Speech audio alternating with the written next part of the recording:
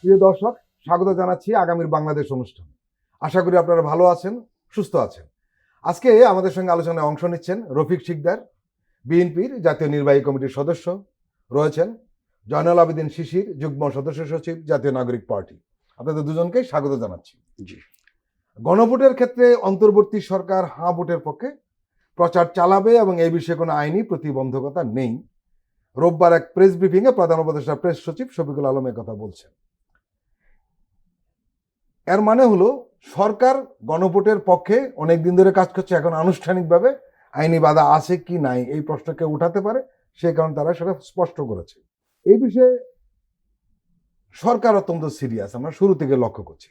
কিন্তু দেখা যাচ্ছে জামাত, এনসিপি, এবি পার্টি হায়ের পক্ষে মাঠে নামলেও বিএনপির কেন্দ্রীয় নেতৃত্ব নীরব, কিন্তু তৃণমূলে আবার না বলছেন অনেকে। গোটা বিষয়টিকে আপনি কিভাবে দেখছেন, আর গণভোটের ব্যাপারে আপনার দলের অবস্থানটা কি? বাংলাদেশ একটি সম্ভাবনার দেশ। অমিত সম্ভাবনার এই বাংলাদেশে আমরা এগিয়ে যাচ্ছি সামনের দিকে, গণতন্ত্রের পথে, গণতন্ত্রের উত্তরণের পথে। আপনি জানেন যে গত 15 বছর ফ্যাসিবাদ সরকার থাকার কারণে নানান সরকারের রাষ্ট্রের যে প্রতিষ্ঠানগুলো ছিল সেগুলো ধ্বংস করা হয়েছিল, দলীয়করণ করা হয়েছিল। সেখান থেকে আমরা এই জুলাই আগস্টে 2024 সালের 5ই আগস্টে আমরা এই হাসিনা পতনের পরে আমরা সেখান থেকে আমরা বেরিয়ে এসেছি এবং স্বৈরাচার মুক্ত বাংলাদেশে আমরা গণভোট নিয়ে কথা বলি। গণভোট নিয়ে কথা বলছি। সেটা হলো যে আমাদের যে সকল ক্রিয়াশীল রাজনৈতিক দলগুলো আছে, আপনি জানেন যে তারা জাতীয় ঐক্যমত্য মিটিংগুলোতে বিভিন্ন সময় আলোচনা হয়েছে। আমাদের দল থেকেও ইতিপূর্বে 31 দফা দেওয়া হয়েছে। একই সাথে যে সকল সংস্কারের দাবিতে যে মিটিংগুলো হয়েছে, মিটিংগুলোতে অনেকগুলো সংস্কারই সবার সমর্থনে সিদ্ধান্তে একমত হয়েছে। অনেক জায়গায় একমত হয় নাই। যে সকল জায়গায় একমত হয় নাই সেটাও আমাদের দল থেকে বলা হয়েছে যে এটাও একটা গণতন্ত্রের বিউটি। আলোচনা থাকবে, তর্ক থাকবে, বিতর্ক থাকবে। গণভোটের ব্যাপারে আমাদের দল শুরু থেকে বলেছিল যে একই দিনে দুটা নির্বাচন হওয়াটা সুবিধাজনক কিনা। তারপরেও সুবিধাজনক হিসাবে তারা বলছে সুবিধাজনক কিনা বলা হয়েছিল। পরবর্তীতে বলেছিল যে আগে পরে। তো আগে পরে হলে এরপরে চূড়ান্তভাবে বলা হলো যে খরচের ব্যাপার আছে, রাষ্ট্রীয় সরকারের খরচের, সেখানে একদিনই করা হয়েছে। এখন গণভোট হচ্ছে জাতীয় সংসদ নির্বাচন। সবার তো দেখছি জাতীয় সংসদ নির্বাচনে দেখি সবার নজর। গণভোটটার ব্যাপারে সবাই ভালো করে বুঝতেছেও কিনা আমি জানি না। এখন তৃণমূল যারা আছে তারা ভোট দিবে, কি পরিমাণ ভোট দিবে, কি পরিমাণ জাতীয় দলের অবস্থান কি, হ্যাঁ বা নায়ের পক্ষে নাকি? না, আমরা এখনো আমাদের দলের ইশতেহার তো এখনো ঘোষণা করে নাই, তো আমাদের দল থেকে চূড়ান্তভাবে বলা হয় নাই কোনটা করবে। কারণ তৃণমূল যারা আছে কেউ হায়ের পক্ষে থাকতে পারে, কেউ নায়ের পক্ষে থাকতে পারে। এটা নিয়ে আমরা খুব বেশি ভাবছি না। মানে গণভোট নিয়ে আপনারা খুব বেশি ভাবছেন, নাই তো? মানে হা বা নায়ের পরে, সেটাই তো, হা বা নায়ের ব্যাপারে আমরা খুব বেশি আমরা এখনো করছি না। এটা ভোটাররা যেটা সিদ্ধান্ত নেয় সেটা নেবে। তবে আমি বিশ্বাস করি যে যারা এখন মানুষ এখন খুব সচেতন, যেটা ভালো মনে করে সেটা করবে। এর মধ্যে যদি আপনি ফরিদ ভাই আমাকে বলেন, আমি বলবো যে একটি রাজনৈতিক দল যখন একটি নির্বাচন করে সরকারে আসে, আমাদের বিশেষ করে বিএনপির কথা যদি বলি, যে সকল সংস্কারগুলো করলে, যে কর্মকাণ্ডগুলো করলে দেশের মানুষের মঙ্গল হবে, কল্যাণ হবে এবং সকল আকাঙ্ক্ষা, রাষ্ট্রের আকাঙ্ক্ষাগুলো পূর্ণ হবে এবং রাষ্ট্রের যে আপনার রাষ্ট্র কাঠামোকে আপনার আমাদের যে নতুন করে আমরা গঠন করতে চাচ্ছি সেটা আপনার বাস্তবায়ন হবে, বিএনপি সেটাই করবে। না ভোটের পক্ষে যদি আপনারা অবস্থান নেন বা এভাবে নীরব থাকেন, আপনাদের জন্য একটু ঝুঁকিপূর্ণ হয়ে যাবে না জাতীয় নির্বাচনটা? কেউ কেউ বলছেন এই কথাটা, যে বিএনপি যদি না ভোটের পক্ষে যায় অথবা নীরব থাকে তাহলে তার জাতীয় নির্বাচন একটু ঝুঁকিপূর্ণ হয়ে যেতে পারে। অনেক রাজনৈতিক বিশ্লেষক এই মন্তব্যটা করেছেন, আপনি কি বলবেন? না, জাতীয় নির্বাচনটাই তো চ্যালেঞ্জের ব্যাপার। কারণ একটা ফ্যাসিবাদের পতনের পরে তারা তো নির্বাচন হোক এটা চায় না, আপনারা জানেন ভালো করে। সুষ্ঠুবাদ নির্বাচন হোক এটা প্রতিবেশী রাষ্ট্রটাও চায় না। প্রতিবেশী রাষ্ট্র টেনে আনবেন না, আমরা নিজেরা কি করি সেটা দেখি। না, বিগত দিনগুলোতে প্রতিবেশী রাষ্ট্র কিন্তু বাংলাদেশে গণতন্ত্র চর্চা করতে দেয় নাই। আপনার এখন তো সেই অবস্থাটা নেই। আপনার এই 15 বছর কিন্তু তাদের দেশে, আমি একদম সরাসরি ভারতের কথা বলছি, তাদের দেশে নির্বাচন হয় সুষ্ঠু, গণতন্ত্র প্র্যাকটিস করে তারা। না, সেটা একটা রিজিম, একটা সময় ছিল, কিন্তু আমাদের ওই সময়টা ওই একই ধরনের ব্যবস্থাটা নেই। না, এখনো তো তারা নানান রকমের করতেছে। দেখেন আমাদের যে ক্রিকেটারদেরকে অপমান করলো, আমাদের তার জবাব দিয়েছে। আমাদের মহাসচিব স্পষ্ট বলেছেন যে নির্বাচিত সরকার আসলে, আমরা নির্বাচিত সরকার আসার পরে আমরা কূটনৈতিক আচরণের মধ্য দিয়ে আমাদের যে ন্যায্য হিস্সা আছে আমরা এগুলো আমরা আদায় করে ছাড়বো এবং যে কোনো ধরনের স্বাধীনতা সার্বভৌমত্বের হুমকি আসলে সেটার জবাব আমরা কূটনৈতিকভাবে আমরা দিব। জয়নুল আবেদিন শিশির, আপনারা হায়ের পক্ষে মাঠে নেমেছেন, এটা কি আদর্শিক অবস্থান? না, আপনারা তো শুরু থেকেই বলছেন, কেউ কেউ আপনাদের সমালোচনাকে বলছে যে এটা আপনার হতে পারে আপনারা একটা ভোট ব্যাংক তৈরি করতে চেষ্টা করছেন। আবার অনেকে বলছেন যে বিএনপি যেহেতু এ ব্যাপারে দ্বিধাদ্বন্দ্ব, আমরা শেখ দাবির কথা তাই মনে হলো, আপনারা একটা রাজনৈতিক সুযোগ নিচ্ছেন, কি বলবেন সব মিলিয়ে? এই যে জুলাই বিপ্লব যখন 5 আগস্ট সংগঠিত হয়, তারপরে কিন্তু 8 আগস্ট আপনার মনে থাকার কথা নয়াপল্টনে বিএনপি মহাসচিব এক মহাসমাবেশে, 7ই আগস্ট বোধহয়। আমি 7 বা 8 আগস্টের জি, জি। যে সমাবেশটা হুম। 3 মাসের মধ্যে জাতীয় ইলেকশন দিয়ে দেওয়ার জন্য জি। বলতো, তখন আমরা এনসিপি গঠন করি নাই, না। শুধুমাত্র আমরা তখন আন্দোলনের যোদ্ধা। আমরা তখন বলেছি শুধুমাত্র একটি নির্বাচনের জন্য আমরা 2000 ছাত্র জনতা জীবন দিই নাই, এবং আমাদের রাষ্ট্রের একটি মৌলিক কাঠামোর পরিবর্তন দরকার। সেই কাঠামোটি এখনো বিদ্যমান হচ্ছে পুরাতন ফেসিবাদী কাঠামোতে। আমরা কিন্তু এই বললাম যে রাষ্ট্রের সংস্কার দরকার, এই রাষ্ট্রের নতুন একটি সংবিধান দরকার, যুবলীগ নেতার চুপুর অপসারণ দরকার, এবং আমরা আওয়ামী লীগকে নিষিদ্ধ দাবি করলাম, ছাত্রলীগের নিষিদ্ধ দাবি করলাম। কিন্তু বিএনপি কি করলো? 3 মাসের মধ্যে ইলেকশন দাবি করলো, কোনো সংস্কারের প্রস্তাব তারা দেয় নাই। সুতরাং আপনি আজ পর্যন্ত রাষ্ট্রের যতটুকু সংস্কারের আলাপ আয়োজন দেখছেন, সবটুকু হচ্ছে এই জুলাই যোদ্ধাদের। বলতে পারবেন যে আমাদের, এখানে আমাদের বলতে শুধু এনসিপির না, এনসিপির বিশাল একটা অংশ ঠিক আছে, কিন্তু এর বাইরেও অনেক যোদ্ধা রয়েছে, আমি সবাইকে এখানে ক্রেডিট দিতে চাই। আমাদের কারণেই কিন্তু রাষ্ট্রের এই পর্যন্ত সংস্কারটুকু এসেছে। এখন সংস্কারের পক্ষে না বিপক্ষে এই প্রশ্ন তো আসলে ওঠা উচিত না। ওঠেই উচিত না, এটা তো আমাদের দাবি, কারণ আমরাই তো আর বিশেষ করে বিএনপি এখানে অগ্রগামী ভূমিকা পালন করা উচিত এই কারণে, ওনারাই প্রথম সবার আগে সংস্কারের প্রস্তাব দিয়েছে, 31 দফা ওনারাই দিয়েছে। বিএনপির যে জিনিসটা আমরা বারবার বিএনপি থেকে আমরা আশাহত হই এবং আমরা শকড বিএনপির আচরণে। দেখবেন আপনার আওয়ামী লীগ নিষিদ্ধে এবং ছাত্রলীগ নিষিদ্ধে বিএনপির দলীয় স্টেন এবং তাদের যে সিগনেটরি, এখন যে চেয়ারম্যান এবং যে মহাসচিব, এই দুইজন সিগনেটরি কেউ কিন্তু স্পষ্ট করে বলেনি আওয়ামী লীগকে নিষিদ্ধ করা হোক, ছাত্রলীগকে নিষিদ্ধ করা হোক। কেন জানি একটা মানে ধোঁয়াশা রেখে যায়, অস্পষ্টতা ওরা দলীয়ভাবে রেখে দেয়। ঠিক একইভাবে এখন তারা হায়ের পক্ষে জোরালো কোনো অবস্থান নিচ্ছে না, দলীয় একদম অফিসিয়াল কোনো স্টেটমেন্ট দিচ্ছে না, যা আমাদেরকে আহত করে। আমরা তো আসলে বিএনপিকে আমরা শত্রু মনে করি না, বিএনপিকে আমরা প্রতিযোগী মনে করি, কারণ সে তো আমার সাথে জুলাই যুদ্ধে অংশগ্রহণ করেছে। এখন বিএনপির আচরণ যদি আওয়ামী লীগের মতো ন্যায়ের পক্ষে হয়, ইন্ডিয়ার মতো ন্যায়ের পক্ষে হয়, এবং পুরাতন ইস্টাবলিশমেন্টের ন্যায়ের পক্ষে হয়, সংস্কারের বিরুদ্ধে হয়, তাহলে তো আসলে আমরা এই মানে এই প্রতিযোগিতা বা এই বন্ধুত্ব ভাবাপন্ন সম্পর্ক কতটুকু আমরা টিকিয়ে রাখতে পারবো, বা আমরা চাইলেও কি পারবো বিএনপি যদি এরকম করে?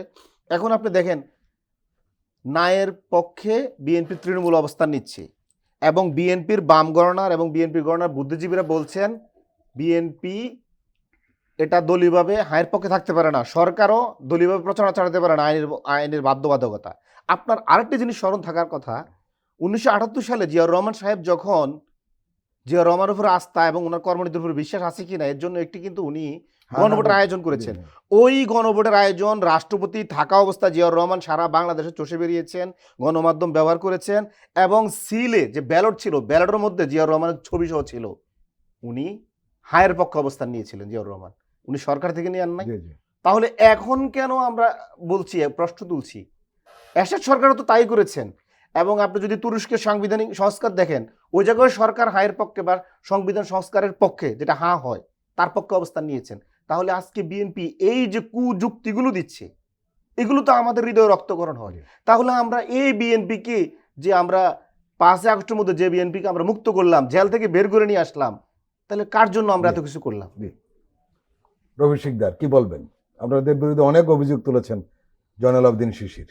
শুনেন, এগুলো অভিযোগ না, এগুলো অনুযোগ। কারণ একটা বড় রাজনৈতিক দল, এটার মধ্যে বাতাস লাগবে বেশি, রোদ লাগবে বেশি, আমাদের কথাও শুনতে হবে বেশি, এটা সত্য। আর বড় দল যেহেতু আমরা তৈরি করি নাই, তো জনগণ ভালোবাসায় শ্রদ্ধায় আমাদেরকে বড় দলে পরিণত করেছে। আর যদি বলেন, আমাদের প্রয়াত প্রধানমন্ত্রী বেগম খালেদা জিয়া তিনি পিঙ্গলক্ষীর মতো গ্রামে গ্রামে হেঁটে হেঁটে এই দলকে শক্তিশালী করেছেন, শহীদ জিয়ার আদর্শে অনুপ্রাণিত হয়ে, এবং সে কারণে এটা বড় দলে পরিণত হয়েছে নির্বাচনের মাধ্যমে। সুষ্ঠু অবাধ নির্বাচন এই দেশে যতবার হয়েছে, 91, 96, 2001 সালে, ততবারই জনগণ সুষ্ঠু অবাধ নির্বাচনে বেগম খালেদা জিয়াকে সরকার গঠন করার সুযোগ দিয়েছে, এবং 5টি আসনের নির্বাচনে তিনি 5টি জিতেছেন। ওনার হেরে যাওয়ার ইতিহাস নাই কোনো আসনে। সে কারণে মানুষ বলে এটা অনেক সর্ববৃহৎ আমরা রাজনৈতিক দল। গণভোটের বিষয়ে আলাপ করতেছিলাম। সর্ববৃহৎ রাজনৈতিক দল, জি। কাজী রাজনৈতিক দল হিসেবে আমাদের অনেক দায়িত্ব আছে। আমরা গণভোটের ব্যাপারে আলোচনা করছেন, সেটাও হবে একই দিনে হবে, হোক, মানুষ ভোট দিক, অসুবিধা নেই। যারে যে হায়ের পক্ষে দিক, নায়ের পক্ষে দিক, দেখা যাক না কি হয়। ইলেকশন তো এখনো তো শুরু হয় নাই, তো 20 তারিখে আপনার নমিনেশন প্রত্যাহারের শেষ, এরপরে প্রচারণা শুরু হবে। তারপরে প্রত্যেকটা দলের বা আপনার জোটের ম্যানিফেস্টো করবে না, করবে তো। গণভোট ব্যর্থ হলে দায় কার ঘাড়ে যাবে, সরকার না রাজনৈতিক দলগুলো? গণভোট ব্যর্থ হবে না, তবে আমি আশা করি যে গণভোটটা যদি সুষ্ঠুবাদ নির্বাচন ব্যর্থ হয় তাহলে এটা আমাদের বিশাল। আমি গণভোট স্পেসিফিক না। এটা বলি, গণভোট কিছু হলে কিছু যায় আসে নাই তো, না, সরকার ওনার রাজনৈতিক দলগুলো না, এটা বলতে চাচ্ছেন না, আমি বলতেছি যে গণভোট ব্যর্থ সফলতা এখানে তো সরকারের দায়িত্ব আছে, তো সরকারের দায়িত্ব নেবে। রাজনৈতিক দল হিসেবে যারা যারা দায়িত্ব নিয়েছে গণভোটের পক্ষে, তাদেরও দায়িত্ব আছে, কেউ দায়িত্ব এড়াতে বিএনপির পারবে কোনো না। দায়িত্ব নেই? প্রত্যেকটা রাজনৈতিক দলেরই আছে, ভোটের ব্যাপার আছে, সুষ্ঠুবাদ নির্বাচনের ব্যাপার আছে, গণভোটের ব্যাপার আছে, দেশের শান্তি শৃঙ্খলার ব্যাপার আছে। আমি স্পেসিফিক একটা প্রশ্ন আপনাকে জানতে চাচ্ছি রবি শিকদার, যে গণভোট ব্যর্থ হলে এই দায়টা সরকারের দায় নিতে হবে না রাজনৈতিক দলগুলো নিতে হবে? আপনি বলেন যারা গণভোটের পক্ষে তারা দায়ী দায়িত্ব নিবে, তাহলে বিএনপির কোনো দায়ী দায়িত্ব নেই? গণভোট সম্পর্কে এখনো মানুষ এত বেশি না, আমি স্পেসিফিক দলের কথা বলছি। না, এটা সব রাজনৈতিক দলের নিতে হবে ব্যর্থ হলে, শুধু একটা দলকে নিবে কেন? প্রত্যেকটা দলের নিতে হবে। আর ব্যর্থ হওয়ার তো আমি কিছু দেখি না। জি। ভোট হবে, সুষ্ঠু ভোট হলেই সরকারের চ্যালেঞ্জ মোকাবেলা করা হলো। যদি সুষ্ঠুবাদ নির্বাচন হয় জি। তাহলে আমি বলবো নির্বাচন কমিশন, সরকার, তারা সফল হয়েছে। কারণ 15 বছর তো মানুষ ভোট দিতে পারে না, আপনি Right. জানেন। কাজে সবচেয়ে বড় চ্যালেঞ্জ হচ্ছে সরকারের সুষ্ঠুবাদ একটা নির্বাচন। জি। আর নির্বাচনের মাধ্যমে যারা ক্ষমতা আসবে, আমি বিশ্বাস করি গণভোটে যে কথাগুলো আছে, ঐক্যমতে যে কথাগুলো আছে, আমাদের বিএনপি থেকে আমাদের স্পেসিফিকভাবে যদি বলেন, আমরা সেগুলো বাস্তবায়ন করবো তো। এবং আরও যদি সময় উপযোগী আরও কোনো দাবি আসে, প্রয়োজন আসে, সেগুলো বিএনপি যোগ্য উপযোগী। আপনি দেখেন না যে তারেক রহমান সাহেব গত পরশুদিন আপনাদের সাংবাদিকদের সাথে যে কথা বললেন, যে শেরাটনে বনানীর, তিনি কি বললেন যে আমরা প্রতিহিংসার রাজনীতি করবো না, আমরা আগামীর বাংলাদেশ প্রতিষ্ঠা করবো, একটা সুন্দর সুখী সমৃদ্ধ বাংলাদেশ করবো, গুম-খুন মুক্ত বাংলাদেশ প্রতিষ্ঠা করবো। তারেক রহমানের যে রাষ্ট্রনায়ক উচিত বক্তব্য, সেখান থেকে তো আপনি বুঝতে পারেন যে ওনার চিন্তাভাবনাটা কি। এমনকি আপনি কি এটাও চিন্তা করেছেন যে তারেক রহমান সাহেব যে আজকে আগামী দিনে নির্বাচন হবে সে কারণে তিনি বলছেন, বরং আমি যদি বলি যে 2003 বা 4 সালে আমি যদি ভুল না করি, তখন বিএনপি ক্ষমতায়, তখন কি বিএনপি ভাবছে যে বিএনপি আর কখনো সহসা ক্ষমতা আসবে না? না, তখনও কিন্তু তারেক রহমানের মধ্যে আমরা দেখেছি যে রাষ্ট্রনায়ক উচিত, রাষ্ট্রনায়কের সন্তান, প্রধানমন্ত্রীর সন্তান, ওনার মধ্যে যে একটা ড্রিম বাংলাদেশকে নিয়ে স্বপ্ন, আপনি দেখেছেন যে সমগ্র বাংলাদেশের ছাত্রনেতাদেরকে নিয়ে কক্সবাজারে তিনি একটা প্রোগ্রাম করেছিলেন যে কোনো সন্ত্রাস করা যাবে না, চাঁদাবাজি করবে, সমগ্র বাংলাদেশ ছাত্রদল সভাপতি। কিন্তু সেই চাঁদাবাজি সন্ত্রাস থামছে? আমার কথা হলো যে আমাদের সংগ্রাম করতে হবে, সৃষ্টি শুরু থেকেই তো দুর্নীতি, করাপশন, সন্ত্রাস, অপকর্ম চলছে না? আচ্ছা, একটা কথা না না, আমি বিশ্বাস করি জি, জি। সত্যের সাথে মিথ্যার একটা সংঘর্ষ চলছে না? সবসময় চলে। এটা চলে না? হুম। আপনি কি কোনটার পক্ষে আছেন সেটা হলো কথা, সত্যের পক্ষে আছেন কিনা, সুন্দরের পক্ষে আছেন কিনা। আচ্ছা, শিকদার তারেক ভাই, রহমান, বিএনপি, আমরা শিকদার ভাই, এই যে গণতন্ত্রের পক্ষে আছি, স্টুডেন্ট সন্ত্রাসের বিরুদ্ধে। ছাত্র সংসদগুলোতে আপনাদের এই অবস্থা হচ্ছে কেন? এটা হঠাৎ পরিবর্তনের পরে যেটা আপনার এখন হলো বা হচ্ছে, এটা নানা রকমের কথাবার্তা আছে। আমরা জাতীয় নির্বাচনের আগে সব কথা বলতে চাই না, অনেক কারণে আমরা অনেক কথা বলতে চাই না। আমরা চেপে গেছি এবং আমরা চেপে যাব। একই সাথে যদি বলেন, যদি আমি বলি আপনাদের বলার কিছু নেই? না, বলার তো অবশ্যই আছে। আমাদের ছাত্রদল একটু সুসংগঠিত শক্তিশালী ছাত্র রাজনৈতিক দল, এবং এই ছাত্রদল বলবেন না কেন? এটা চেপে না, যাবেন কেন? বলবো না কেন, আমি আপনাকে বলি, এই ছাত্রদল বলবেন। বলবো, যেখানে বলার সেখানে বলবো, সব জায়গায় সব কথা বলবো না। কিন্তু মূল কথাটা হলো এই জাতীয়তাবাদী ছাত্রদল ইতিহাস কি? ইতিহাস হলো যে যতগুলো ছাত্র সংসদ নির্বাচন এদেশে হয়েছে, ছাত্রলীগ সহ সবাইকে হারিয়ে আমি একটা কথা বলি, ছাত্রদল সবসময় নির্বাচনের জাতীয় শিকদার ভাই, ছাত্র সংসদ নির্বাচন ছাত্রদলের যে জিতেছে। জয় জয়কার আপনিও দেখেছেন, আমিও দেখেছি, আমরা ওই সময় দেখেছি, সব এটা জায়গায় বলেন না কেন? ছাত্রদল ছাড়া কিছু নাই। এটা বলেন। কিন্তু একটা বিষয় হলো কি, পুরনো যেটা ছিল, হ্যাঁ, সেটা এখন আপনি তো বর্তমানটা দেখবেন, আমি সে কথা বলছি। আমি জিজ্ঞাসা করছি যে বর্তমানে ছাত্রদলের মতো একটা বড় সংগঠনের বড় একটা ছাত্র সংগঠন, তার অবস্থাটা এই জায়গায় দাঁড়ালো কেন? অনেকগুলো কারণ হতে পারে। জি। এর মধ্যে একটা কারণ যদি আপনাকে আমি বলি, জি, আপনার জিয়াউর রহমান সাহেব যখন ক্ষমতায় ছিলেন, জি। তখন কিন্তু ছাত্র সংসদ নির্বাচনে কিন্তু ছাত্রদল জিতে নাই। তখন বাম সংগঠনগুলো জিততো। আপনার মনে থাকার কথা। হ্যাঁ, আমি সরকার- স্টুডেন্ট না, স্টুডেন্ট না হলো, স্টুডেন্ট আপনি ইতিহাস জানেন, জি, আমিও স্টুডেন্ট, আমিও জানি। জি, ইতিহাস যেটা বলে সেটা হলো কখনো কখনো ছাত্ররা রুলিং পার্টিতে আছে বা এরকম। বিএনপি কিন্তু রুলিং পার্টি নাই এখন, হুম, এটা সরকার পালিয়েছে, কিন্তু বিএনপি কিন্তু সরকার আসে নাই। তারপরও কারো কারো পারসেপশন যে বিএনপি বোধহয় রোল প্লে করছে, রাইট? হুম। বিএনপির যে ছাত্র সংগঠনকে, সেই কারণে হতে পারে, অনেকগুলো কারণেই, নানান কারণেই হয়তোবা আগামী দিনে জাতীয়তাবাদী ছাত্র দলের কোথায় কোথায় কোনো ভুলভ্রান্তি যদি থাকে, সেখানে তারা ঘুরে দাঁড়াবে। জি, জি। এবং কোথাও কোথাও যদি কোনো ষড়যন্ত্র হয়ে থাকে প্রাতিষ্ঠানিক, সেটা আমরা জানি না, সেই জন্য আমরা বলছি জি। যে আমরা এখন সব কথা আমরা বলতে পারছি না এবং জি। বলবো না। যা জি। হওয়ার হয়ে গেছে, জি। যা ঘটার ঘটে গেছে। আগামী দিনে আমাদের জাতীয়তাবাদী ছাত্রদল তারা ছাত্রদের অধিকার নিয়ে কথা বলবে অতীতের মতো, রাইট। এবং তাদের যে হৃত গৌরব আছে জি, জি। সেটা পুনরুদ্ধার জি। করবে, এবং সামনের দিন যেন আরো ভালো করতে পারে। নিঃসন্দেহে। সকল অঙ্গনে তাদের অধিকার প্রতিষ্ঠায়, ছাত্রদের অধিকার প্রতিষ্ঠায় কাজ করবে, হুম। তারা কাজ করবে, সেখানে তারা যেন এগিয়ে যেতে পারে, সেটা আমরা প্রত্যাশা করব। জনালউদ্দিন শিশির, আসলে গণভোটের ব্যাপারে এক ধরনের ধোঁয়াশা তো তৈরি হয়েছে। আপনারা স্বীকার করবেন কি করবেন না, আমরা যারা গণমাধ্যম কর্মী আমরা টের পাচ্ছি। কারণ বিএনপির মতো একটি বড় দল যদি এ ব্যাপারে কোনো স্পষ্ট বাণী বা বার্তা না দেয়, তাহলে সমস্যা হতেই পারে। কারণ এই বিএনপির চিন্তা চেতনার সঙ্গে অনেকের মিলছে না। এই কারণে মিলছে না, কেউ কেউ ভাবছে যে একটা রিজিম চেঞ্জ হলো 25-এ, মানে 5 আগস্টের পর, কিন্তু আসলে রিজিম চেঞ্জ হয় নাই। যদি রিজিম চেঞ্জ হতো তাহলে ছাত্র সংগঠনগুলো শিবিরের হাতে বিজয় হতো না, সে পুরনো স্টাইলে চলতে থাকতো। এটা একটা সিগন্যাল আমরা মনে করি যে একটু মানে আসলে চেঞ্জ হয়ে গেছে। এখন গণভোটের ব্যাপারে আমার স্পষ্ট, এই গণভোটের ব্যাপারে কেউ যদি ন্যায়ের পক্ষে থাকে, সে তার ভবিষ্যৎ রাজনীতি নয়, শুধু বর্তমান ইলেকশনকে ঝুঁকির মুখে পড়বে না। যে প্রশ্ন আমি শিকদার ভাইকে বলেছিলাম, সেটা এড়িয়ে যাওয়ার চেষ্টা করে, আবার বলেছে, দুটোই করেছে।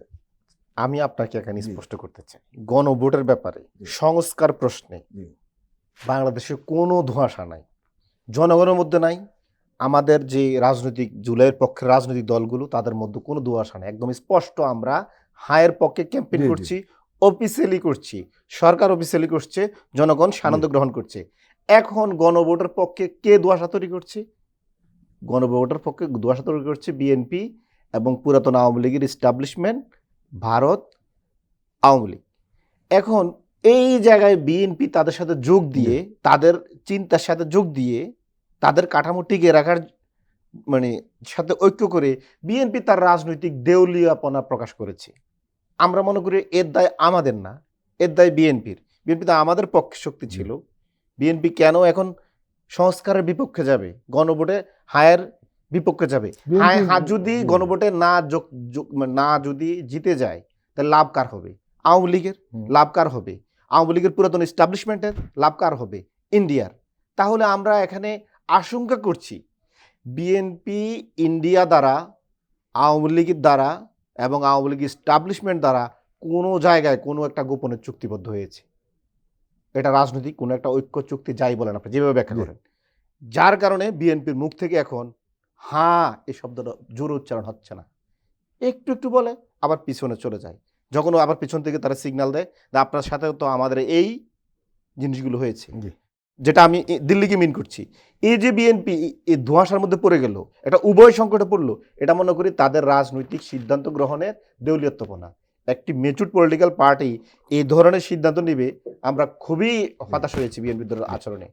আপনি এখানে আরেকটা জিনিস মনে রাখা উচিত আপনার, দেখবেন তারেক রহমান সাহেব উনি বাংলাদেশের সকল বিষয় নিয়ে কথা বলেন, দলীয় নেতাকর্মীদের কথা বলেন, বিরোধী দল নিয়ে কথা বলেন, সরকারের সংস্কার নিয়ে কথা বলেন, ইভেন ছোটোখাটো আলু, পেঁয়াজ, রসুন এই সমস্ত বিষয়ে কথা বলেন, এগুলোর দাম বাড়লো না কমলো। কিন্তু দেখেন, আপনি খেয়াল করবেন আওয়ামী লীগ নিষিদ্ধের ব্যাপারে তারেক রহমান সাহেব সরাসরি কখনো একবারও বলেন না আওয়ামী লীগকে নিষিদ্ধ করা হোক। আওয়ামী লীগকে আমরা কিন্তু নিষিদ্ধ করেছি প্রায় এক প্রকার। ঠিক একই ঘটনা ঘটছে, উনি সকল বিষয়ে কথা বলেন, কিন্তু উনি জুলাই গণভোটের পক্ষে উচ্চস্বরে একটু করে কথা বলেন না, আমি হায়ের পক্ষে। আমরা আহত হচ্ছি। আমরা তো এমন বিএনপি দেখতে চাই নাই। আমরা তো জিয়াউর রহমানের বিএনপি, খালেদা জিয়ার বিএনপি দেখতে চাইছি, যে বিএনপি আধিপত্যবাদের বিরুদ্ধে। আমরা তো এমন বিএনপি দেখতে চাই নাই যে বিএনপি আধিপত্যবাদের পক্ষে পক্ষে যাবে, হায়ের বিরুদ্ধে যাবে, সংস্কারের বিরুদ্ধে যাবে এবং বাংলাদেশের সার্বভৌমত্বের বিরুদ্ধে যাবে। প্রিয় দর্শক, আমরা এখন একটা বিরতি নিচ্ছি, আপনারা আমাদের সঙ্গেই থাকুন।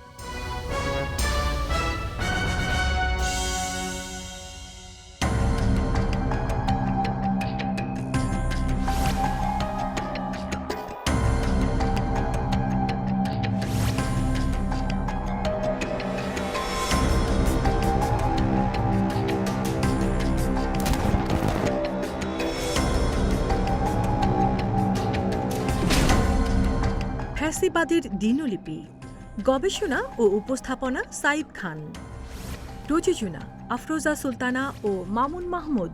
দেখবেন প্রতি রবি থেকে বৃহস্পতিবার সন্ধ্যা 7টায়।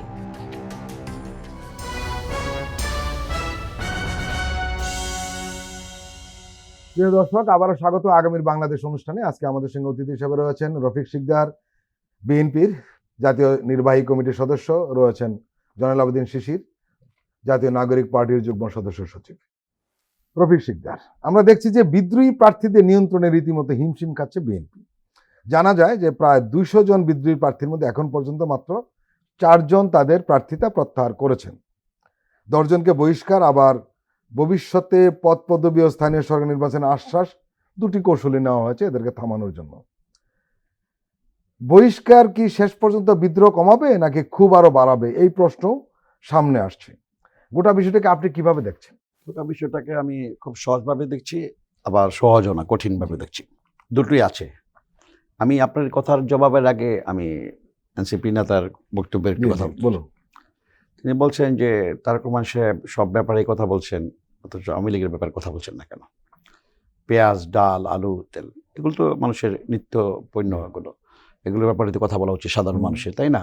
নাগালের বাইরে, মানুষের ক্রয় ক্ষমতার বাইরে সাধারণ মানুষের কথা তো বলতে হয় রাজনীতি করলে, নাকি তাদের কথাই তো ভাবতে হয়। তারেক রহমান সঠিক জায়গায় অ্যাড্রেস করেছেন এবং তিনি করবেন আগামী দিনে। তারেক রহমান সাহেবের প্রতিটি বক্তব্যই তো দেশকে নিয়ে, মানুষকে নিয়ে এবং সাধারণ প্রান্তিক জনগোষ্ঠী। দুটো নির্দিষ্ট কথা বলেছেন। আর তিনি যেখানে বলতে চেয়েছেন যে সেই কথাগুলো তিনি বলছেন না, কারণ সেটা তো আওয়ামী লীগের তো আমি মনে করি যে 5ই আগস্টের পরে তারা নিজেরাই নিজেদের নিষিদ্ধ করে ফেলেছে। তারা 15 বছরও তাদেরকে নিষিদ্ধ করেছে, তারা নিজেরা নিজের তৈরি করেছে। নিষিদ্ধ হইতে হলে পরিবেশ তৈরি করে তারা, হ্যাঁ, নিষিদ্ধ হইতে হলে বা রাজনীতি করার সুযোগ বন্ধ করতে হলে কি করতে হয় সবগুলো তারা নিজের আয়োজন করেছে। করে তারা নিরাপদে হেলিকপ্টারে তারা বাইরে চলে গেছে, একদম নিরাপদে। সেটাও তো তাদের রেডি করা ছিল কিনা আমি জানি না, হ্যাঁ, এটা কাল্পনিক হতে পারে। একই সাথে যদি বলেন যে আওয়ামী লীগের 300 এমপি ছিল, একটা এমপি কিন্তু দাঁড়ায় প্রতিবাদ করে নাই, কিংবা অপকর্মের বিরুদ্ধে, অপকর্ম যে গুলি করেছে ছাত্রদের বুকে, একটা এমপি পদত্যাগ করে নাই যে গুলি করা চলবে না। একটা মন্ত্রী, স্বরাষ্ট্রমন্ত্রী সহ কোনো একটা মন্ত্রী, শিক্ষামন্ত্রী পদত্যাগ করে নাই যে না আমার ছাত্রদের গায়ে গুলি করা যাবে না। এখন আমার অভিযোগের ব্যাপারে কি বলবো, আমি শেষ করি। এখন আমার বক্তব্য হলো এই সকল কারণে আওয়ামী লীগ নিজেদের নিষিদ্ধ হয়ে গেছে। এরপরে তো সরকার থেকে করে বলছে যে তাদের বিচার না হওয়া পর্যন্ত কার্যক্রম নিষিদ্ধ। এখানে তারেক রহমান নতুন করে বলার কিছু নাই, তারা নিজে এটা নিয়ে যখন বিতর্ক হচ্ছিল কার্যক্রম নিষিদ্ধ করবে কি করবে না, এর মধ্যে বিতর্ক হচ্ছিল, তো এটা আন্দোলন হচ্ছিল। আমরা বলছি যে 5ই আগস্টের পরে যে 15ই আগস্টে তারা এক পাতিল খিচুড়ি রান্না করে নাই কোথাও সারা বাংলাদেশে, আপনি দেখেছেন তো ভাইরালের যোগ। বেগম খালেদা জিয়ার ঐতিহাসিক বিশাল মানিক মিউতে কোটি কোটি, আমরা প্রশ্নের মধ্যে থাকলে আপনি কথা বলতে দেন, থামায়েন না। বেগম খালেদা জিয়া কোটি কোটি মানুষের জানাজাতে ডক্টর কামাল সাহেবকে দেখছেন না, হুইল চেয়ারে গেছে, টেলিভিশনে ছিল, চলে আসছে না ভাইরাল হয়ে যে উনি জানাতে গেছেন এই হুইল চেয়ারে। 15ই আগস্টে যদি কোথাও খিচুড়ি রান্না হইতো দেখতেন আপনি, ফেলে দিলে তো দেখতেন। হয়েছে কোথাও একটা দোয়ার আয়োজন হয়েছে। আওয়ামী লীগ নিজেদেরকে নিষিদ্ধ করে দিয়েছে। 14 ডিসেম্বরে এই যে তাদের ওই সময়টায় 14 ডিসেম্বর বুদ্ধিজীবীর মাজারে দেখেছেন, স্মৃতিসৌধে দেখেছেন, শহীদ মিনারে দেখেছেন, শ্রদ্ধা জানাতে গেছে আওয়ামী লীগ নিজেদের নিষিদ্ধ করে ফেলছে। পরবর্তীতে নিষিদ্ধ না করলে কিন্তু এখন নৌকা ইলেকশন করতে হবে। শোনেন, পরবর্তীতে নৌকাটা থাকতো তো না, তাদেরকে তাদের বাবার, তাদের প্রয়াত নেতার আপনার কবর জিয়ারত করতে আমরা দেখি নাই। আপনাকে বলতেছেন নির্বাচনের কথা তো পরে, সেই সাহস থাকতে হবে তো। তারা তাদের নৈতিক সাহস হারিয়ে ফেলছে অপকর্মের কারণে। নৈতিকতা না থাকলে তো ঠিক আছে না। বিএনপির নৈতিক সাহস ছিল বলে দীর্ঘ পরিক্রমার গুম খুনের পরে বিএনপি কিন্তু রাজপথে ছিল, বিএনপিকে ভাঙতে পারে নাই, নষ্ট করতে পারে না, ধ্বংস করতে পারে নাই। বিএনপি এক এবং ঐক্যবদ্ধ ছিল। এখন ওনার কথাই তো আমি উত্তর দিচ্ছি, কথাগুলো তো ওনার কথাই আসতেছে। সুতরাং তারেক রহমান একজন দূরদর্শী রাজনীতিবিদ, ফিলোসোফার, তিনি জানে কি হবে। ওনাকে এভাবে বলতে হবে না, সবাইকে সব কথা বলতে হয় না, বলার প্রয়োজন হয় না, ঘটনাক্রমে। আর বিএনপি একটা বড় রাজনৈতিক দল, বিএনপি হচ্ছে সত্যের পথে, সন্ত্রাসের বিরুদ্ধে, গণতন্ত্রের পক্ষে কথা বলে। গণতন্ত্রের বিরুদ্ধে যারা আছে তারা স্বাভাবিক কারণেতে হেরে যায়, স্বাভাবিক কারণে পালিয়ে যায়। বিএনপিকে দেখলে, বিএনপি নেতাকর্মীদেরকে দেখলে আওয়ামী লীগের লোকেরা ভয়ে কাঁপে। কারণ কি জানেন? তারা ভীরু, তারা কাপুরুষ, যারা আওয়ামী লীগ করতো। তারা সন্ত্রাসী। সে কারণে আওয়ামী লীগের আমলেও আমরা এত কিছুর পরেও আমরা দাপটের সাথে চলতাম। আমরা এই প্রসঙ্গে আসি তাহলে। এই যে যেটা বলেছেন যে বিদ্রোহীর ব্যাপারে যেটা বলেছেন, এখানে অনেক বড় রাজনৈতিক দল, আপনাকে আগেও আমি বলেছি, অনেকদিন ইলেকশন হয় না, ইলেকশন হয় না, সে কারণে বিএনপির মধ্যে অসংখ্য যোগ্য প্রার্থী আছে, প্রার্থী অসংখ্য। রয়েছে, নিঃসন্দেহে। আমার ব্রাহ্মণবাড়িয়া ছয় বাঞ্ছারামপুর অসংখ্য যোগ্য বিএনপির প্রার্থী আছে, সেখানে আমাদের জোটের স্বার্থে আমাদেরকে ছেড়ে দিতে হয়েছে। জি। এটা বৃহত্তর স্বার্থে জোটের সেখানে প্রার্থী আছে, জি, তাকে আমাদের ছেড়ে দিতে হয়েছে। সেখানে আমাদের কেউ কেউ দাঁড়িয়েছিল, পার্টি থেকে এক্সপেল করছে, আবার পার্টি তাদেরকে একটা পর্যায়ে নিয়েও যাবে, জি। সেটা আমি বিশ্বাস করি। কিন্তু আমার বক্তব্যটা হলো এরকম সারা বাংলাদেশে যেভাবে দলের প্রার্থীরা দাঁড়িয়েছে, তাদের ক্ষোভ আছে, তো তাদের নেতাকর্মীদের জানি একটা উচ্ছ্বাস আছে, হুম, হুম। সে কারণে তারা দাঁড়িয়েছে। একটা পর্যায়ে 20 তারিখ পর্যন্ত সময় আছে, তো জি, জি, অনেকেই ইয়ে করেছে, প্রত্যাহার করেছে। 20 তারিখের ভিতরে আমি বিশ্বাস করি আমাদের নেতৃত্বের উপরে শ্রদ্ধা রেখে জি, বাকি যারা আছে বৃহত্তর স্বার্থে, জি। নির্বাচনের স্বার্থে, সুষ্ঠুবাদ নির্বাচনের স্বার্থে এবং রাজনীতির স্বার্থে, গণতন্ত্রের স্বার্থে, দলের স্বার্থে বাকি যারা আছে সবাই তার যার যার জায়গায় থেকে সঠিক দায়িত্বটি পালন করবে, যেটি আমাদের দল বা তারেক রহমান চাচ্ছেন, জি, জি। বিএনপি চাচ্ছেন। জি। তো সে কারণে আমি সে ব্যাপারে আমি অপটিমিস্টিক, আশাবাদী আছি, জি। এটা সমস্যা হবে না।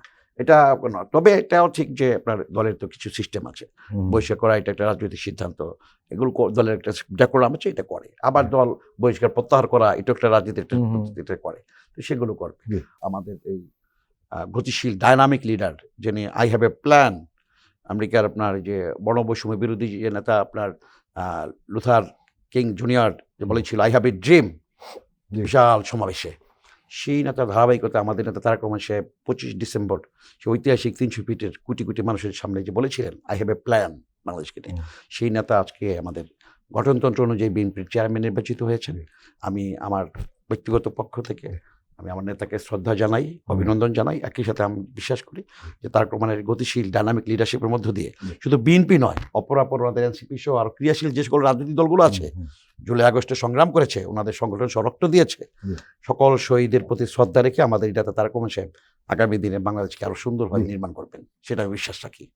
জয়নুল আবেদিন শিশির, আমরা দেখছি যে জামাত ইসলামের সঙ্গে জোট গঠনের সিদ্ধান্ত নেওয়ার পর আপনাদের দলের ভেতরে একটা অস্থিরতা সৃষ্টি হয়। গতকাল পর্যন্ত আমরা যতটুকু জানি সাবেক সিনিয়র যুগ্ম সদস্য সচিব তাসনিম জারা ও সাবেক যুগ্ম আহ্বায়ক খালেদ সাইফুল্লাহ সহ অন্তত 15 জন শীর্ষ ও মধ্যম সারির নেতারা পদত্যাগ করেছেন। একের পর এক শীর্ষ ও মধ্যম সারির নেতারা দল ছাড়লেও তাদের ফেরাতে পারছেন না আপনাদের কেন্দ্রীয় নেতৃত্ব। গোটা বিষয়টিকে এনসিপি কিভাবে দেখছে? দেখেন, আমাদের দলের যারা আপনি বললেন জি। যে নেতৃত্ব, আমরা তাদের অবদান, ত্যাগ এবং তাদের কন্ট্রিবিউশনকে আমরা স্বীকার করি, সম্মানের সাথে দেখি। মান অভিমান তো দলে থাকবেই, কিন্তু একটা দল যখন সিদ্ধান্ত নেয় তখন কিন্তু শুধু দলের চিন্তা করে সিদ্ধান্ত নেয় না, পুরো জাতির ভবিষ্যতের কথা চিন্তা করে সিদ্ধান্ত নিতে হয়।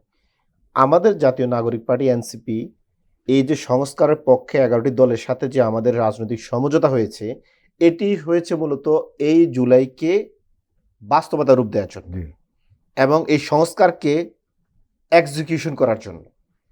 যদি আমরা এককভাবে ইলেকশন করতাম 300 আসনে, যদি আমরা আশানুরূপ ফলাফল না পেতাম, সংসদে যদি আমরা মেজরিটি গঠন না করতে পারতাম, তাহলে কিন্তু আমরা এই জুলাইকে এক্সিকিউশন করতে পারতাম না, হুম, সংস্কার আমাদের বেচতে যেত। সুতরাং এই যে 11টি দল দেখবেন, আপনি ঐক্যমত কমিশন থেকে জি। দেখবেন, ওনাদের সাথে জামাত বলেন, চরমনাই বলেন, তারপরে এবি পার্টি বলেন, তাদের সাথে আমাদের সংস্কার প্রস্তাবনায় 90 থেকে 95% মিল কিন্তু রয়েছে, একই মিল। একই, হ্যাঁ। আর যাদের সাথে আমরা যাইনি হুম, বিএনপি, তাদের সাথে কিন্তু আবার দেখবেন বৈপরীত্য, উল্টো 90% অমিল। জি, তাহলে আমাদের তো আপনার সংস্কারের প্রশ্নে, বাংলাদেশ পুনর্গঠনের প্রশ্নে, ফেসিলিটি কাঠামো সম্পূর্ণরূপে বিলোপের প্রশ্নে তাদের সাথে আমাদের একটা প্রস্তাবিত একটা ঐক্য আগ থেকেই ছিল। এখন সংস্কারটা যাতে সংসদে পাশ হবে, কার্যকর হবে, এর জন্য আমি সংস্কারটাকে প্রাধান্য দিয়ে আমি তার একটা রাজনৈতিক সমঝোতা করলাম। তাহলে আমি জাতির স্বার্থে আমার এই রাজনৈতিক সমঝোতা করতে হয়েছে। জি, এখন কেউ যদি বুঝতে ব্যর্থ হয়, অভিমান করে চলে যায়, তার এই স্বাধীন সিদ্ধান্ত নেওয়ার এখতিয়ার তার আছে। কেউ তো দল করতেও পারে, কেউ দল ছেড়ে দিতে পারে, এই সিদ্ধান্ত নেওয়ার ক্ষমতা, এখতিয়ার বিএনপির সঙ্গে আপনাদের হলো না কেন? বিএনপি তো সংস্কার, এই যে বললাম, বিএনপি তো সংস্কারের বিষয় স্পষ্ট না। বিএনপি এখনো সংসদে মানে সরকার প্রধান এবং দলীয় প্রধান এক ব্যক্তি, সংসদ প্রধান এক ব্যক্তি কিনা বিএনপি এই জায়গায় স্পষ্ট না। বিএনপি ওই জায়গায় নোট অফ ডিসেন্ট রেখে দিয়েছে। বিএনপি এখনো আপার হাউসে প্রাপ্ত ভোট অনুযায়ী মানে আপনার আপার হাউস গঠন হবে কিনা বিএনপি এই ব্যাপারে নোট অফ ডিসেন্ট দিয়ে রেখেছে। জি। বিএনপি আমাদের যে স্বায়ত্তশাসিত প্রতিষ্ঠানগুলো, হুম, সেগুলো নিয়োগ প্রক্রিয়া নিয়ে আমরা বললাম এগুলো একটা আলাদা স্বাধীন কমিশন হবে। সরকার দল বিরোধী দল মিলে ইয়ে করবে। বিএনপি বলছে না, এখানে বিএনপি আগের পুরাতন স্টাইলে প্রধানমন্ত্রীর পকেট কমিটি করে দেওয়া, যেটা পকেটস্থ নিয়োগ, এভাবে চাচ্ছে। তাহলে বিএনপির সাথে তো আমাদের এই জুলাই কেন্দ্রিক যে সংস্কার, এতে দ্বিমত, তাহলে আমরা বিএনপির সাথে কিভাবে যাব? অনেকে বলছেন যে শরীফ ওসমান হাদির শাহাদতের পর আসলে অনেক কিছু পাল্টে যায় দ্রুত, আসলে কি তাই? অনেকটাই। আপনি দেখেন শরীফ ওসমান হাদি যে এখানে ভারতীয় আধিপত্যবাদ বিরোধী আন্দোলনের যে মহানায়ক, তার জন্য তো আসলে বাংলাদেশের মানুষ, আমার তো মনে হয় আগামী 1000 বছর 2000 বছর মানুষ তাকে স্টাডি করবে। তার যে এই স্বল্প সময়ে তার যে কন্ট্রিবিউশন, আপনি এখন যদি আজকের আমি এখান থেকে বলে যাচ্ছি, আমি যখন কোনো একটা বিষয়ে কথা বলতে যাই, বা আপনিও যদি কোনো একটা বিষয়ে কথা বলতে যায়, দেখবেন এই ব্যাপারে শরীফ ওসমান হাদি অনেক সুন্দর কথা আগে বলে ফেলেছে, অথচ আপনার চোখে আজকে আসছে। তো তার যে অবদান এবং তাকে যে টার্গেট করা হয়েছে, এটা তো এমনি এমনি করা হয়নি। এটা তো জুলাইকে মানে হত্যা করার জন্য, জুলাই সংস্কারকে বাধাগ্রস্ত করার জন্য। সুতরাং আমরা সকল কিছু বিবেচনা করে আমরা মূলত এই সংস্কারের পক্ষে, জুলাইয়ের পক্ষে, যারা এবং ছিল তাদের সঙ্গে গেছেন, এই তো? ভারতীয় আধিপত্যবাদ বিরোধী শক্তির মানে যে বিরোধী শক্তির পক্ষে যে সমস্ত দল রয়েছে, আমরা তাদের সাথে ঐক্য করেছি। রফিক শিকদার, একটা বিষয় যে অনেকে বলছেন যে একটা অভিযোগ উঠেছে আপনাদের ব্যাপারে, যে আপনারা এই জুলাই তরুণদেরকে ওন করতে পারেননি। এই অভিযোগটা রাজনৈতিক বিশ্লেষকদের অনেকে তুলেছেন, যেমন আপনারা অনেকেই এই এই ছেলেদেরকে তুচ্ছতাচ্ছিল্য করেছেন বা টক শোতে বা অন্যান্য বক্তব্যে, এই অভিযোগ আছে আপনাদের ব্যাপারে। অনেকে ন্যাশনাল সিটিজেন পার্টিকে ন্যাশনাল চিলড্রেন পার্টি হিসেবে বক্তব্য রেখেছে বিভিন্ন জায়গাতে। এবং কেউ কেউ বলছেন এই যে আপনাদের সঙ্গে যে এনসিপির হলো না বা তরুণদের একটা সম্পর্ক হলো না, তাহলে এই তরুণদের কাছ থেকে আপনারা একটু দূরে সরে গেলেন, অথবা তাদেরকে আপনারা ধারণ করতে পারলেন না। এই যে বিভিন্ন পর্যায়ে এই অভিযোগগুলো আপনাদের সম্পর্কে উঠেছে, কি বলবেন এর জবাবে? তরুণদের অহংকার, তরুণ সমাজের অলংকার আমাদের নেতা তারেক রহমান। আমাদের নেতা তারেক রহমান সাহেব বলেছেন 60 বছর পর্যন্ত আমরা তরুণ আছি, আর মন যদি উজ্জীবিত থাকে তাহলে আপনার 70-80 সমস্যাটা কি? রাইট। তারেক রহমান হচ্ছে তারুণ্যের অলংকার, তরুণ সমাজের গর্ব, একটি গর্বিত সম্পদ। তারেক রহমানের উপরে সমগ্র বাংলাদেশের তরুণ সমাজ অপেক্ষা আছে। তিনিও তরুণদের কিনে ভাবছেন, যুবকদের কিনে ভাবছেন কীভাবে এস্টাবলিশ করা যায়। তরুণদের সাথে আমাদের একটা নিবিড় সম্পর্ক আছে, এবং তাদের সাথে সম্পর্ক আছে বলেই যতবারই নির্বাচন সুষ্ঠু হয়েছে, তরুণরাই তো ভোট কেন্দ্রে বেশিরভাগ যায়, বেশি বয়স্ক লোকেরা তো ভোটে যায় না। ততবারই দেখেছেন যে তরুণদের ভোটে কিন্তু আমরা নির্বাচিত হয়েছি, এবং 4.25 কোটি তরুণ ভোটার গত 15 বছর ভোট থেকে বঞ্চিত। তরুণদের ভোটের অধিকারের জন্য, গণতন্ত্রের জন্য, ভোটের অধিকার প্রতিষ্ঠার জন্য আমাদের নেত্রী বেগম খালেদা জিয়া একটানা 2 বছর কিন্তু জেলে ছিলেন। মিথ্যা ফর্মে সে মামলা একটা উসিলা করেছে, জেল খেটেছে। গোটাটাই মিথ্যা মামলা। আমরা গোটাটা মিথ্যা মামলা, আমরা লড়াই করেছি, গুম খুন, আমরা অনেক আমাদের রক্ত ঝরেছে। 15 বছরে অনেক রক্ত ঝরেছে আমাদের শরীর থেকে, বিএনপির শরীর থেকে, এবং অনেক হতাহত হয়েছে। এখানে যদি আপনার গণতন্ত্রের জন্য রক্ত দেওয়ার লড়াইয়ের কথা বলেন, যে বিএনপির মতো এত বেশি লড়াই আর কোনো রাজনৈতিক সংগঠন করে নাই। এখানে বিএনপির সাথে ভাতের সাথে যেমন শ্যামার তুলনা করা যায় না, বিএনপির সাথে অন্য কাউকে তুলনা করতে চেষ্টা করবেন না কেউ। একইভাবে যদি বলি, এবি পার্টি একটি সংগঠন, আমি তাদেরকে চিনি, খুব ভালো মেধাবী ছেলে আছে। এরা আওয়ামী লীগের ফ্যাসিস্টের একদম শেষ টাইমে এরা প্রতিষ্ঠিত হয়েছে, জামাতের বিরুদ্ধে কথাবার্তা বলে ওই সময়, আমি যদি ভুল না করি। এবং তারা ইফতার প্রোগ্রাম করতো, আমি কয়েকটা প্রোগ্রামে, তাদের ইফতার প্রোগ্রামে আমি গিয়েছি, তারা ইফতারের সামগ্রী বিতরণ করতো। আর জুলাই আগস্টের পরে এনসিপি যেটা হয়েছে, এটাকে শিশু সংগঠন বলেন, ছাত্রদের সংগঠন বলেন, যে নামই আপনি বলেন, এদের চেতনাটা অনেক বড়, অম্লান। কিন্তু তারা তো এই একটা সংগঠন করেছে, কতিপয় মেধাবী ছাত্ররা, কিন্তু তারা মানেই তো সমগ্র বাংলাদেশের তরুণ ছাত্র সমাজ না। এখানে আমার ছেলেমেয়েরও তো জুলাই আগস্টে সংগ্রাম করেছে। আমার ছোটো ছেলে ঢাকা কলেজের পরীক্ষার্থী, সেও লড়াই করেছে। সুতরাং এখানে আমার ছেলে কি এনসিপি করে, এগুলো বলার দরকার নাই। এখানে যে শিশির বলছে না যে আমরা রাজনৈতিক জোট করেছি, রাজনৈতিক জোট এটাকে বলে না, নির্বাচনী জোট করেছে। এখন যে কোনো তাদের দল থেকে অনেকে চলে যাচ্ছে। রাজনৈতিক জোটটা হয়েছে এই আন্দোলনের আগে, হাসিনার বিরুদ্ধে আন্দোলন করতে যে আমাদের সাথে রাজনৈতিক জোট হয়েছিল অনেকগুলোর সাথে, কিন্তু আমাদের সাথে তারা নির্বাচনী জোট তাদের সাথে ছিল না। তো না থাকলেও পরবর্তীতে যখন নির্বাচনটা প্রেক্ষাপট তৈরি হয়েছে, ওই সকল ক্রিয়াশীল সংগঠনগুলো আমাদের সাথে নির্বাচনী জোটে আমাদের সাথে আসছে। একইভাবে জামাতের সাথে কিছু জোট গেছে, যারা নির্বাচনী জোট, এখন যেহেতু নির্বাচনের সময় নির্বাচনের জোট। জামাতের সাথে আপনাদের রাজনৈতিক জোটও ছিল, কেন একসাথে সরকার করেছিলেন? আমাদের সাথে নির্বাচনী জোট হয়েছে, নির্বাচনের সময় নির্বাচনের জোট। এখন যেহেতু নির্বাচনের সময় নির্বাচনের জন্য জামাতের সাথে, হ্যাঁ আমি তো সেটা বলছি, জামাতের সাথে আমাদের রাজনৈতিক জোট ছিল, আমরা হাসিনা বিরুদ্ধে আন্দোলন করেছি না, তো আমাদের আন্দোলন শব্দ স্লোগান তো একই রকমেরই ছিল, যুগপথ আন্দোলন করেছি, এটা হয় এই দেশে। জামাতের সাথে আওয়ামী লীগ 96 সালে 96 একসাথে আন্দোলন করছে, করেছে বিএনপির বিরুদ্ধে, আবার 86 সালে আওয়ামী লীগের সাথে একসাথে ইলেকশনে নির্বাচন গেছে। গেছে, বিএনপি যায় না, এগুলো আছে রাজনীতিতে বাংলাদেশে। এগুলো মানুষ আবার হিসাব নিকাশ করে দেখে যে কোন দলটি ইমানদার, কোন দলটি স্টিম মানে বাংলাদেশের জনগণের জন্য এক্সিস্টিং আছে মানে অনর আছে, দেশপ্রেমিক রাজনৈতিক দল কোনটা, এটার উপরে ডিপেন্ড করে মানুষ ভোট দেয়। তো বিএনপি নানান চড়াই উঠতে পারে, কিন্তু মানুষের বিশ্লেষণে কিন্তু বিএনপি একটা রাজনৈতিক দল বড় হিসাবে প্রতিষ্ঠিত হয়েছে। অন্যান্য সংগঠনগুলো হচ্ছে আমরা তাদের চাই তারা এগিয়ে আসুক, তারা এই জায়গাগুলো পূরণ করুক আস্তে আস্তে। এটা ফেসিবাদের পতন রয়েছে, জনগণ তো আছে, তাদের লিডারশিপ দেখ, তারা আস্তে আস্তে জনগণের কাছে যাক।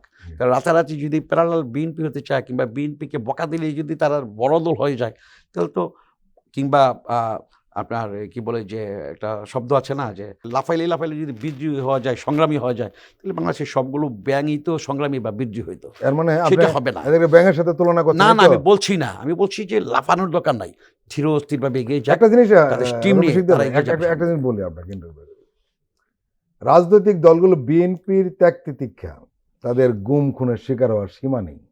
জামাত ইসলামের একই অবস্থা, এদেরকে ফাঁসিতে ঝুলিয়ে দেওয়া হয়েছে, তারও কোনো সীমা নেই। কিন্তু শেষ পর্যন্ত কিন্তু এই রাজনৈতিক দলগুলো বিজয়টা ছিনিয়ে আনতে পারে নাই। এই তরুণদের নেতৃত্ব হয়েছে এবং রাজনৈতিক দলের কর্মীরা তাদের নেতৃত্বে জয়েন করেছে। বিএনপিরা জয়েন করে নাই এই আন্দোলনে, ছাত্র দলের জয়েন করে নাই, সবাই জয়েন করেছে। শুনেন, এগুলো বেশি এরা সবাই করেছে। শুনেন, কিন্তু বিষয়টা এই যে আজকে এই আলোচনাগুলো, শুনেন আপনার এই আলোচনাগুলো 5ই আগস্ট পরে 6 আগস্ট, 7 আগস্ট, 8 আগস্ট, 9 আগস্ট, এই আলোচনাগুলো তো হয়ে গেছে। রাত পায়ে নির্বাচনের আলোচনা করে মানুষ শুনতে চাইবে, এগুলো অনেক পুরানো আলোচনা হয়ে গেছে। 5 আগস্ট পুরনো না, না আমি বলতেছি অনেক এই আলোচনাগুলো হয়ে গেছে। এখন সামনে আপনার তাহলে এই 14 লোক মারা গেল পুরনো হয়ে গেছে। আমি বলতেছি সামনে 12ই ফেব্রুয়ারি নির্বাচনী আলোচনা করেন। আর এই যে আপনার 5ই আগস্টের যে ঘটনা, এটা আমাদেরকে আগামী দিনে এরকম প্ল্যান করতে হবে যে আমাদেরকে এই ছাত্রদের যে রক্ত দেওয়া, যুবকদের রক্ত দেওয়া, শ্রমিকদের রক্ত দেওয়া, আমাদের সেই 15 বছর যে ফেসিবাদ বিরুদ্ধে আন্দোলন করতে যে গুম খুন হয়েছে, আমাদের ইলিয়াস আলী, চৌধুরী আলম, সাইফুল ইসলাম হিরু, হুমায়ুন কবির পারভেজ, সিলেটের দিনার, মহানগর ছাত্র সুমন সহ অসংখ্য নেতাকে গুম করা হয়েছে এরকম। তারপরে আপনার আমাদের রংপুরের সাইদ, আবু সাইদ, ব্রাহ্মণবাড়িয়ার মীর মুগ্ধ, তারপরে চিটাগাঙ্গের ওয়াসিম, এইভাবে আমাদেরকে অসংখ্য নেতাদেরকে, আপনার ফাইজুল, অসংখ্য নেতাদেরকে পাখির মতো গুলি করা হয়েছে। আপনাদের দলের না, বুঝি নাই। আপনাদের দলের, আমি বলছি আমাদের ছাত্র, সেটা বলেন। এরা তখন দল ছিল না, ওদের কোনো দল ছিল না, ওদেরকে গুলি করে হত্যা করা হয়েছে। মীর মুগ্ধ কোনো দল ছিল না, ওরা ছাত্র, গুলি করা হয়েছে। ওয়াসিম আমাদের একটা দলের ছিল, আমি দল খুঁজছি যাদেরকে গুলি করে হত্যা করা হয়েছে। সকল এই হত্যাকাণ্ডের বিচার এই দেশের মাটিতে হবে, এটা বাংলাদেশের মানুষ এখন চায়। একইভাবে এটাকে অম্লান করে আমরা ধারণ করে আমরা এগিয়ে যাব, এবং এটা তাদের যে স্মৃতি, তাদের যে ত্যাগ আমরা কোনোদিনই ভুলবো না। তাদের সেই অম্লান পরশে আমরা বাংলাদেশকে, সেটাকে ধারণ করে আমরা এগিয়ে নিয়ে যাবো। জনাবুদ্দিন শিশির, আপনাদের তো মোটামুটি চূড়ান্ত হয়ে গেছে না আসন 30টা। এর মানে আপনারা একটা কথা বলেছেন যে আপনারা সব জায়গাতে অ্যাম্বাসেডর নিয়োগ করছেন, যে আসনগুলোতে আপনাদের প্রার্থী নেই, গণভোটের পক্ষে কথা বলবে। এর মাধ্যমে কিন্তু একটা জিনিস স্পষ্ট হয় যে আপনাদের 30টা আসন চূড়ান্ত হয়ে গেছে, কারণ ওই সংখ্যাটা মিলালে এই দাঁড়ায়, যদি আপনারা স্পষ্ট করে বলেননি। এর মানে আপনাদের সাথে জামাতের যে বা 11 দলের জোটের যে ব্যাপারটা ছিল, এটা আপনাদের সঙ্গে অন্তত সমাধান আছে, তাই তো? আমি আসলে এই জিনিসটা জানতে চাচ্ছিলাম। এটা গণমাধ্যমে ইনশাল্লাহ আমরা প্রেস কনফারেন্স করে দেখাতে পারবো। আশা করি খুব একটা হেরফের হবে না। আমাদের সাথে 11 দলের কোনো খুব একটা বিরোধ নাই, খুব স্মুথলি চলতেছে আমাদের এই সংস্কারের পক্ষে 11 দলের যাত্রা। আমি এই